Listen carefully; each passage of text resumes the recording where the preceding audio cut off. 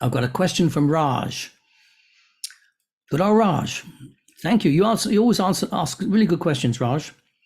Very simple to the point. What are surprise techniques? Bang. Okay, thank you for that, Raj. What are surprise techniques? Oh, well, first of all, we have to look at the nature of surprise. What is surprise? Where does it happen naturally? When does surprise happen naturally? Okay, when something happens suddenly, you don't expect it. Okay. So if you want to utilize surprise as a trance induction, or to insert suggestions in that moment of surprise, then you can do something which the client doesn't expect. It'd be something like lifting an arm suddenly, or changing the topic of conversation suddenly, or pointing down at the floor and pointing down something else and say, look at that cat. And you haven't got a cat. That's a surprise. Okay, the idea with surprise is that it puts you into an altered state immediately, very quickly, into an altered state. And when you're in that altered state, everything else outside of the periphery disappears. You're just in that state of surprise. So naturally occurring surprise is when something happens you didn't expect. So examples of that would be something like a shock. There was a shock. Any kind of situation where you have shock, you go into an altered state because you don't know how to deal with it. You can't cope with it. It's kind of a combination of confusion as well, with the shock. So shock is a good example of that. Confusion, of course, is a state. You could say, you could create confusion and then do something in that confusion, like lifting the arm or something. So you're combining here surprise, that is something that they didn't expect, with the confused state that induces a trance, with that humor.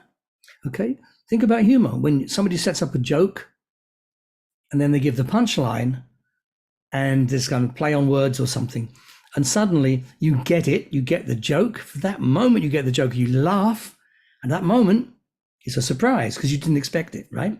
Surprise, you go into a trance.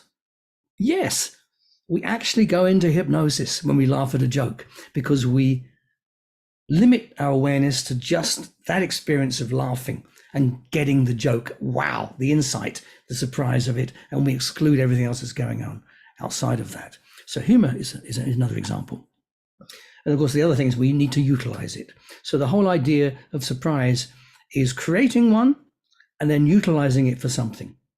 And in hypnotherapy, as I just said, an example would be for catalepsy. We talked about catalepsy. So you talk about a subject, you get the client talking to you, especially when they get to the point where they're talking to you about something and then they're really focusing on getting their words right.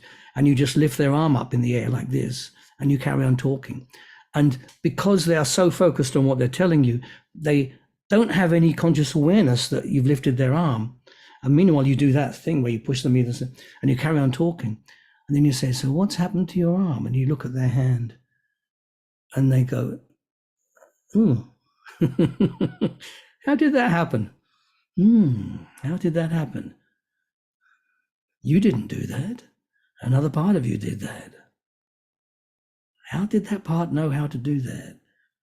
They might say, well, I seem to remember you touching my arm, but okay. So you were doing, so you're distracting them with something, and then you're doing something which is surprising to get that to happen. Sometimes I've done it with children. What's happened, and talk about the cat on the floor, for example, talking to a child about their problem. And you can say, what do you like animals? Do you like pets? Do you have a pet? Yeah, you can have a pet cat or something.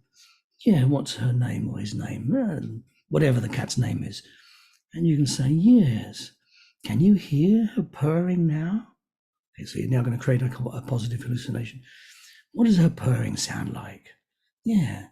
And you remember what it feels like to stroke her? Yeah.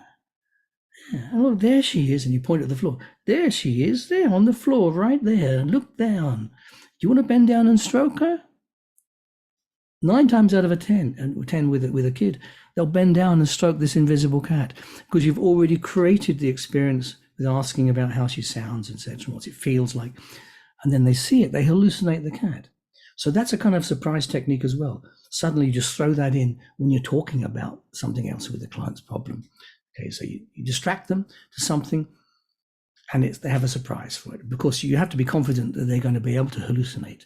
Children can hallucinate much more easily than adults as a part of everyday experience, because they do that all the time. They have invisible friends, etc. So there you go, Raj. That's surprise techniques. And I've used, I think I mentioned a while back about the dentists I was teaching, and I had a kid there who was a thumb sucker, and I used a definite surprise technique on him and his mother. I started to shout at the mother by accusing her, why have you brought this child in? He's 7.5. I won't tell you the whole story. Go back and watch one of the videos. 7.5. Why have you brought him in at 7.5? And that was a surprise for the kid, because he's in front of this whole group of dentists. And it's me blaming his mum for bringing him in as a volunteer client. And the kid's sitting there just, what on earth's going on? That's a surprise technique, of course. Don't recommend it. It worked with me, but maybe I had luck on my side. Okay, quite provocative.